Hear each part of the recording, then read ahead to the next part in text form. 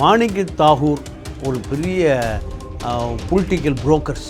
பிரவீன் சக்கரவர்த்தி இந்த நாட்டில் எத்தனை பேருக்கு தெரியும்? ஒரு கலிஃபோர்னியா கம்பெனியில் பெரிய தொகையை ஏமாற்றி விட்டு தப்பி ஓடி வந்த நபர். திமுக என்ன பண்ணுது? 25 கோடி மொத்தமாக செல்வ பெருந்தைகிட்ட ஒரு கான்ட்ராக்ட் வேலையே செய்யாது, மொத்தமாக எடுத்துக்கணும். செல்வ பெருந்தை திமுக இணக்கமாக இருக்கு.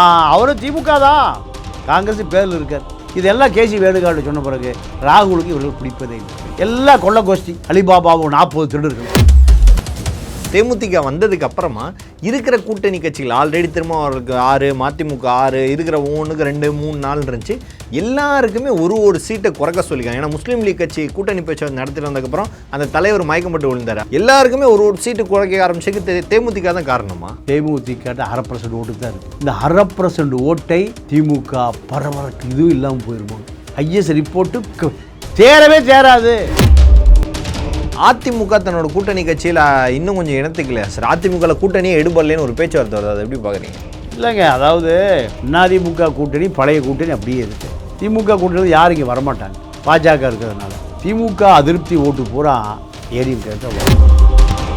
காங்கிரஸ் இங்கே அடையாளமே இல்லை. இந்த சண்டை வந்தவர் காங்கிரஸ் சர்வே எடுத்திருக்காங்க. பல காங்கிரஸ் எம்எல்ஏக்கள் தொகுதிக்கு போய 7 வருஷம் ஆச்சு. பெரியார் தான் முட்டாள்கள் ஓட்டு போடுகிறார்கள், அயோக்கியர்கள் ஆட்சிக்கு போகிறாரு. சீரழிவு கலாச்சாரத்தை மொத்த கூட்டமே இந்த கோடம்பாக்கம் கூட்டம் தான். ஈஸியாக ரெசார்ட்டு தான் போய் முதலமைச்சர் போய் தேடுறான். அங்கே தான் போய் முதலமைச்சர் வாங்க, நீ யாராவா, நீ வா. அதனுடைய விளைவு தான் விஜயை போன்ற நபர்களெல்லாம் முதலமைச்சர் நாற்காலி என்பது என் காலடியில் கிடக்குது. பிரைம் 9 தமிழ் நேயர்கள் அனைவருக்கும் வணக்கம். இன்றைய நமது நேர்காணல் நம்முடன் இணைந்திருப்போர் மூத்த பத்திரிகையாளர் திரு தமிழா பாண்டியன் அவர்கள். சார் வணக்கம். வணக்கம். இப்போ திமுக காங்கிரஸ்க்கு வருவோம் சார். திமுக தொகுதி பங்கீடு கிட்டத்தட்ட கொடுக்குற சீட்டை வாங்குற கட்சிகள் மட்டும் இருக்கலாம், மற்ற கட்சிகள்லாம் கிளம்பலான்ற அளவுக்கு பேச ஆரம்பிச்சிட்டாங்கன்ற மாதிரி ஒரு நாள் நியூஸ்க்கு செய்தி. காங்கிரஸ் அதுக்கப்புறம் எந்த ஒரு பேச்சுமே இல்லை, அமைதி நிலைப்பாடாக வெள்ளக்கொடி காமிச்சிட்டு போன மாதிரி இருந்துச்சு. திமுக காங்கிரஸ் கூட்டணிகளும் எழுவுவது என்ன சார்? மாணிக் தாகூர் ஒரு பெரிய பொலிட்டிக்கல் புரோக்கர்ஸ். அவர் இங்கே தமிழ்நாட்டுக்கு எம்எல்ஏ வேட்பாளர் ஒதுக்குற பொழுது அவர் கோட்டா 5, ஆளுக்கு 10 கோடி ரூபா வாங்கிட்டு 50 கோடி ரூபா வசூல் பண்ணிடுவார். இதுதான் மாணிக் தாகூருடைய வேலை. இப்போ தமிழ்நாட்டில் திமுக எல்லா பணமும் செல்வ பெருந்தொகைக்கு கொடுத்துருது, அவருக்கு போய் சேர்றதில்லை. டேரெக்டாக செல்வ பெருந்தொகைக்கு போயிடுது, அவருக்கு போய் சேர்றதில்லை. அவர் மாமனாரை ஒரு வேட்பாளராக நிறுத்தி வச்சுருக்கார். யார்? மேலூர் தொகுதி வேட்பாளர் மாணிக் தாகூருடைய மாமனார். இவரையே காங்கிரஸுக்கு யாருக்குமே தெரியாது. யாரை? மாணிக் தாகூரே தெரியாது. இவருக்கு பேர் ஹிந்தியில் மாணிக், குட்கா மாணிக். என்ன பேர்? குட்கா போட்டே இருப்பாராம், குட்கா மாணிக்கு. நீங்கள் டெல்லி ஆஸ்கர் பெர்னாண்டஸை பெட்டி தூக்குற ஒரு நபர். காங்கிரஸ்காரன் கதை பூரா அப்படி தான்.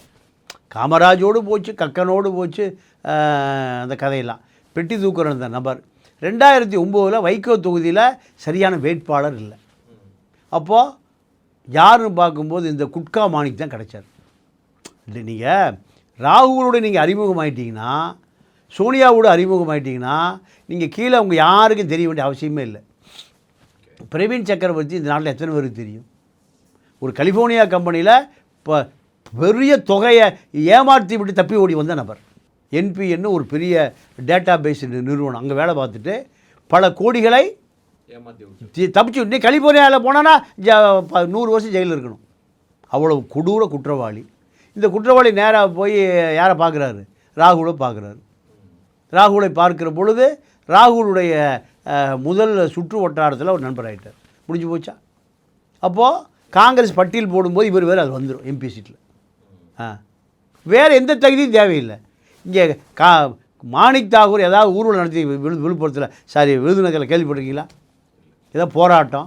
அங்கே பட்டாசு தொழில் கொடுமையான தொழில். அப்படி தேகம் பற்றி எரிஞ்சிடறான். பல பேர் செத்து போயிருக்காங்க. எங்கே? விருதுநகர் சிவாஜி தொகுதியில். ஏதாவது பேசியிருக்காரு அந்த மாணிக் தாகூர்? எதுவும் பேசலை. ஆனால் மக்கள் ஓட்டு போட்டு எம்பி ஆக்கிடுறான். பெரியார் தான் முட்டாள்கள் ஓட்டு போடுகிறார்கள், அயோக்கியர்கள் ஆட்சிக்கு போகிறாரு. அந்த பெரியவர் கத்துவார். இப்போ மாணிக் தாகூர் இந்த மாதிரி கேஸ் தான். மாணிக் தாகூர் கேசி வேணுகோபாலுக்கு பொட்டி வாங்கி கொடுக்குற ஒரு பெரிய புரோக்கர்.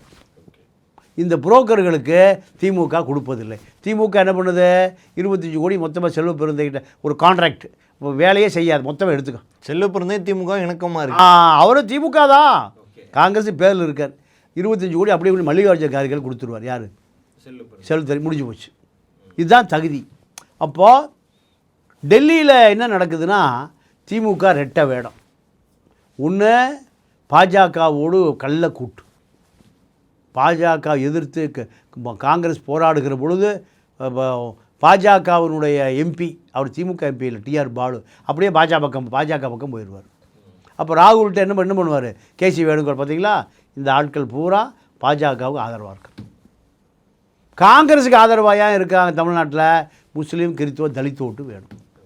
இங்கே காங்கிரஸ் காரராக காட்டிக்கொள்வது எங்கே, தமிழ்நாட்டில் ஓட்டை வாங்கிட்டு டெல்லியில் திருடிய பணத்தை கொள்ளையடிப்பதற்கும், கப்பல் வாங்குவதற்கும், விமானம் வாங்குவதற்கும், கப்பல் யார் வச்சுருக்கா, டிஆர் பாலு, விமானம் யார் வச்சுருக்கா, தயாநிதி மாறன். எப்படி இதை சாதாரண நபர்கள் என்ன வச்சுருக்கான், கப்பல் வச்சுருக்கான், விமானம் வச்சுருக்கான். இதுக்கு யார் தேவை, இங்கே இருக்கிற முஸ்லீம், கிறித்துவ, தலித் ஓட்டு வேணும். வாங்கினா இதெல்லாம் காப்பாற்றிக் கொள்வதற்கு பாஜக வேணும். இதை கேசி வேணுகோபால், நீங்கள் ஸ்பைஸ் ஜெட்டுன்னு ஒரு விமான கம்பெனி வச்சுருந்தார். யார், தயாநிதி மாறன், கலாநிதி மாறன். பாஜக ஆட்சி வந்த உடனே கூப்பிட்டாங்க, ஒரு 1000 கோடி ரூபா மலேசியா தொழிலதிபர்கிட்ட பணம் வாங்கியிருக்கீங்க, அதுக்கு எங்கே கணக்கு, அமலாக்கத்துறை கேட்குது. வழக்கே இருக்குது பாட்டியாலா நீதிமன்றத்தில். யார் மேலே, அண்ணன் தம்பி 2 பேர் மேலே. கலாநிதி மாதிரி அடிக்கடி பாட்டியாலா நீதிமன்றத்துக்கு போயிட்டு வருவார். செக்யூரிட்டி சத்திரம் போடுற மாதிரி கலாநிதி மாறன், மாறனும் எழுதி கொடுத்து போட்டு வந்து கொள்ளையடித்த பணம் தானங்க இது, திருடிய பணம் தானே.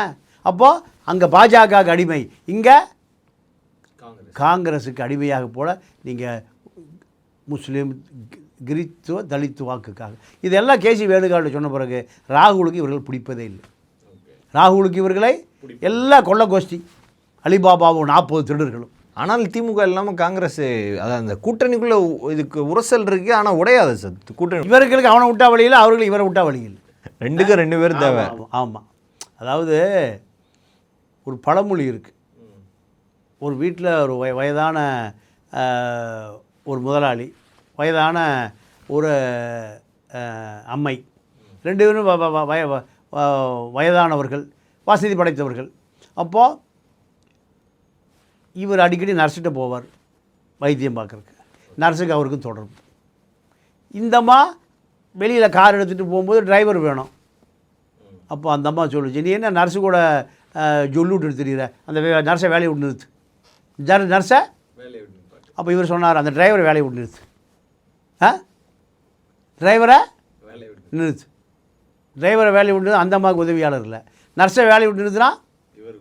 அப்போது இதுதான் திமுக காங்கிரஸ் கதை. 2 பேருக்கு 2 பேர் வேணும்.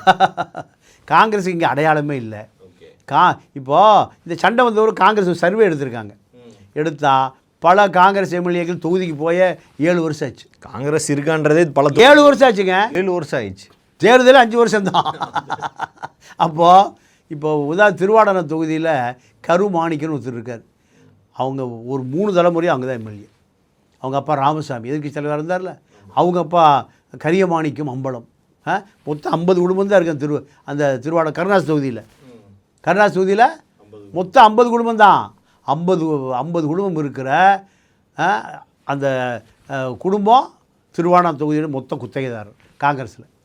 கரியமாணிக்கம் அம்பலம், ராமசாமி, இப்போ கருமாணிக்கம். அந்த தொகுதி எங்கே இருக்குன்னு தெரியாது. அப்போது இதெல்லாம் திமுகவுடைய ஓட்டு. திமுக டெல்லியில் திருடுவதை பாதுகாத்து வைப்பதற்காக காங்கிரஸ் தேவை. ஓகே, இப்போ திமுகவில் இது என்ன சொல்கிறது, தேமுதிக வந்ததுக்கு அப்புறமா இருக்கிற கூட்டணி கட்சிகள் ஆல்ரெடி திரும்ப அவருக்கு 6, மதிமுக 6, இருக்கிற ஒவ்வொன்றுக்கு 2, 3, 4 இருந்துச்சு. எல்லாருக்குமே ஒரு சீட்டை குறைக்க சொல்லியிருக்காங்க. ஏன்னா முஸ்லீம் லீக் கட்சி கூட்டணி பேச்சு நடத்திட்டு வந்ததுக்கப்புறம் அந்த தலைவர் மயக்கப்பட்டு விழுந்தார். அதாவது எங்களுக்கு 3 கொடுத்தாங்க, இந்த தடவை 2 தான் கொடுக்குறேன்னு சொல்லியிருக்காங்க அப்படின்னு. எல்லாருக்குமே ஒரு சீட்டு குறைக்க ஆரம்பிச்சதுக்கு தேமுதிக தான் காரணமா? அதாவதுங்க, தேமுதிக 1/2% ஓட்டு தான் இருக்குது. இந்த 1/2% ஓட்டை திமுக பரபரக்கு இதுவும் இல்லாமல் போயிடுமோ. அப்போ எவ்வளோ வீக்காக இருக்குன்னு தெரியுதா? ஐஎஸ் ரிப்போர்ட்டு தேராது. வடபழனியில் எம்ஜிஆர் அறக்கட்டளைக்கு சொந்தமான பள்ளிக்கூடம் 99 வருஷம் லீஸுக்கு கொடுத்தாச்சுன்னு இவங்களுக்கு எப்படி தெரியும்? தரமாட்டோம். அது ஒரு 500 கோடி ரூபாய் இடம். யாரும் மூச்சு விடுறதில்ல. கம்யூனிஸ்ட் கட்சிக்காரெல்லாம் கழுதை தேஞ்சு கட்டெரும்பாச்சு. அது ஒரு கம்யூனிஸ்ட் கட்சி திமுகவுடைய கிளைக்கழகமாக மாறி போச்சு. CPI CPM.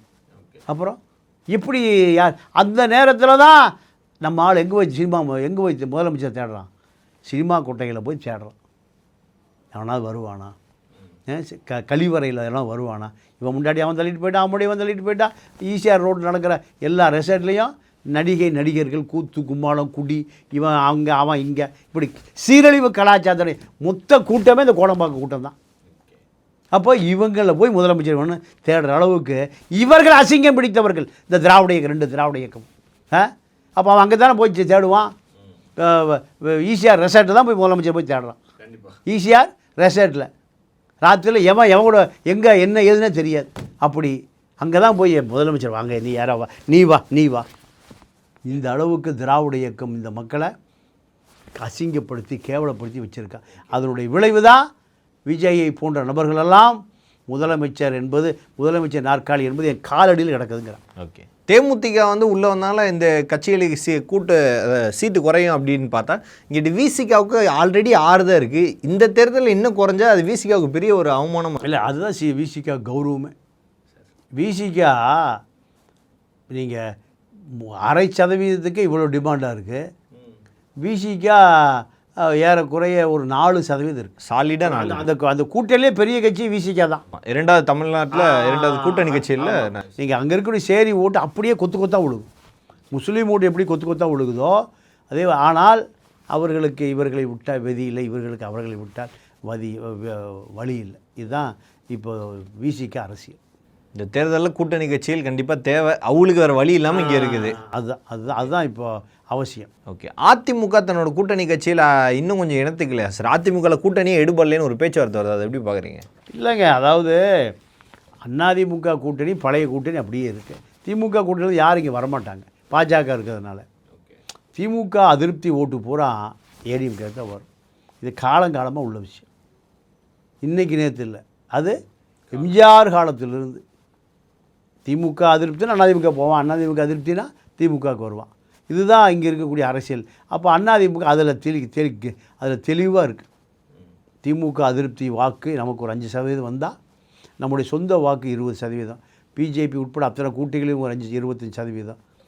ஒரு 5% அதிருப்தியாளர் வாக்குகள் வந்தால் 30% வந்தால் நம்ம ஜெயிச்சிடலாம். விஜய் 30% வர முடியாது. திமுக 30% கீழே. விஜய் ஒரு கிறித்துவ வாக்கு திமுகவுடைய 3% வாக்கு உடைச்சிடும். இதில் தான் அதிமுக தெம்பாக இருக்குது. ராட்சத்தியனும் தொல்காப்பியனும் எவனுக்கு பணமே தர மாட்டேங்கிறானுங்க. எடப்பாடி கொடுக்குற காசையே கொடுக்க மாட்டேங்கிறானுங்க. இதுதான் நடக்குது. பல்வேறு அரசியல் கேள்விகளுக்கு பதில் தமிழக மிக நன்றி. நன்றி, வணக்கம்.